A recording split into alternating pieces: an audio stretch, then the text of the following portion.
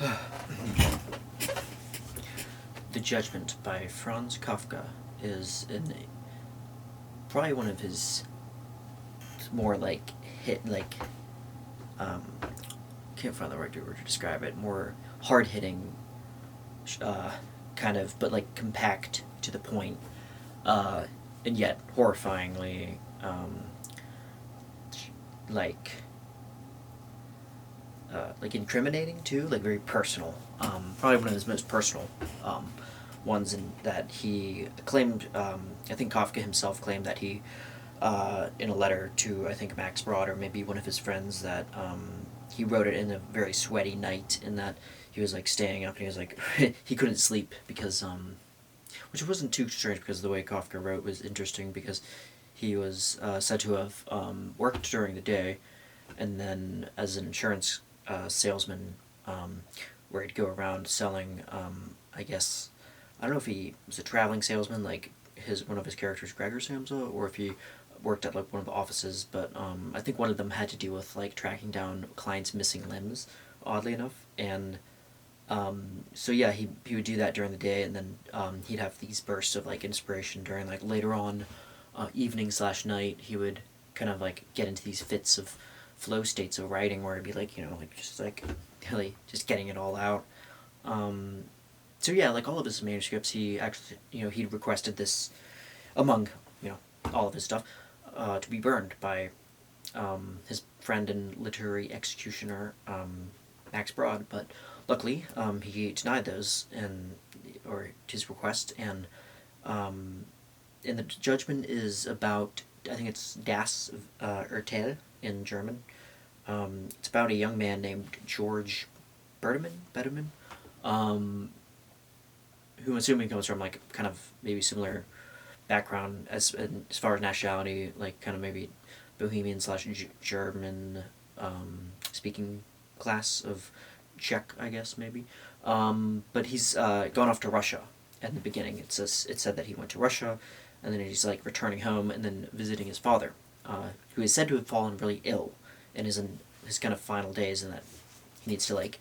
It would be a very humane thing to do to visit his father before he dies. And what happens is that as soon as he gets back, like his father, is laying in bed, and then all of a sudden just like gets up and appears very quite enormous, like towering over him, and he's like, I'm not sick, like I don't know who's been spreading these lies, and it's just like this image that Kafka puts in your head of just like this guy of like, first of all, communication I think is a big thing, like in the penal colony.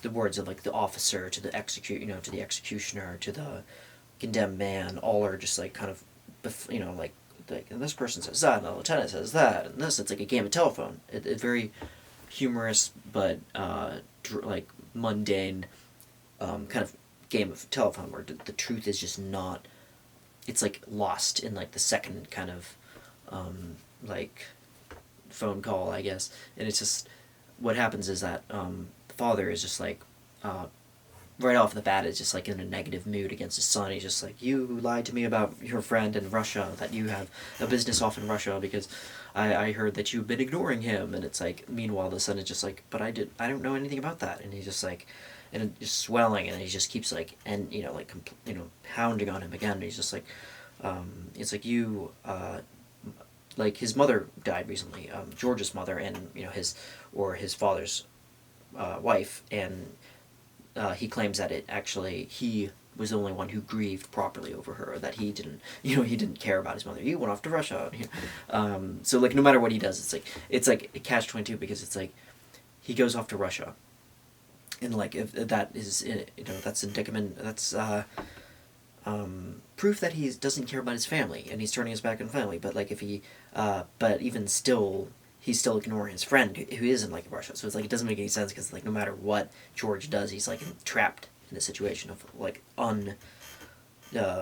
unrelenting, unforgiving condemnation from his father, which is just brilliantly Kafkaesque. This is what he's known for. And then near towards the end of the novel, or I'm sorry, short story. What happens is that things escalate, and he's like trying to like argue some sense, just being like, George is saying that, like, I've come, to take care of you. I don't know why, like, I don't know how. He's like, obviously, kind of seems to be the voice of reason, but maybe coming from where this is in some detached form of logic, maybe the father is in the right. There's themes of this too going on in, like, the trial as well, where it's like there are old laws of, like, especially in Before the Law, the last kind of parable told to Joseph K. It's like it's a similar thing. What we get here is I can't really describe it, but it's just like an intuitive kind of thing with, like, tradition and, like, law and, like, some of it sounds like a little bit Kabbalesque, or Kabul, like the Kabbalah, the Jewish Kabbalah. A little bit, it sounds like it's imbued a little bit with mysticism of like not being ready, not being mature enough. Like you don't understand, and there's things that don't make sense, that don't make logical sense, that when you try to reason with them, when you clash against this meaningless kind of wall, like in the castle, like when Kay is trying to find his way to enter the castle, and just all he gets is just like, shut doors, and like, but they can never just say that outright, right? They can never just say that, like, you're wrong, or you're you, like they can never just say, like, to hell with you, because that would actually be at least you get something. But with this kind of, like, you get delay after delay and after delay. So yeah, towards the end, spoiler alert, George is all of a sudden berated. Now his father gets up from his seat, and he's like, starts like, you are a despicable son, and just like raving at him in increasing amounts of fervor. And then finally he says to him, he's like, you are sentenced to death by drowning. And then he just, like, his son George gets up and he starts running out of there, and he's just like running towards the closest bridge, I believe, and then he jumps out of the bridge and then into, I think, the water below, and follows his father's advice. And then I think after that, his father says, I think, like, right before he goes out, and he's like, I don't know the word, like the exact phrase, but it's something to the effect of, you were innocent, you were an innocent good child, really, but at your core you were diabolical. Like, but like underneath all of that, you were truly diabolical. It just really hits hard, kind of drives it home, like the whole tone of the novel. So yeah, this idea, what you draw from it, this idea of, like, undeserved, unrelenting, belittling, powerlessness in the face of somebody who's mightier, though, and physically mightier, which is weird because it's like roles of reversal, what's happening. So you get what somebody appears to be sick, appears to be, very sickly and old, and then out of nowhere, just like, "Argh." That's, I think, a kind of magically surreal kind of version of, like, Kafka's own life, his own childhood. Of course, his well-known father, Herman Kafka, I believe his name was, and how, how the whole time throughout his life, Herman Kafka, healthy, just healthy as a horse, as he says in his letter to his father, which I'd like to review separately here, but it's just like again, just super, super personal Kafka, that he wrote to his letter, just all the stuff that he curtailed over the years, just accumulated into this vast, just outburst towards his. And then what happened, infamously, is that his Kafka's mother feared that Herman, her husband, would that it would hurt his feelings, or it would be too much for him to read, so she hides it from him, and. But yeah, it's that, and his relationship with his father is a very, like a one-sided kind of thing, where it's like, his father was pushing towards a family business, pushing, was almost autocratic, I guess, or not necessarily, but more like he's from the hard-working kind of pull yourself up your bootstraps kind of thing, but he was very much pig-headed, dog-headed, short-tempered, obviously,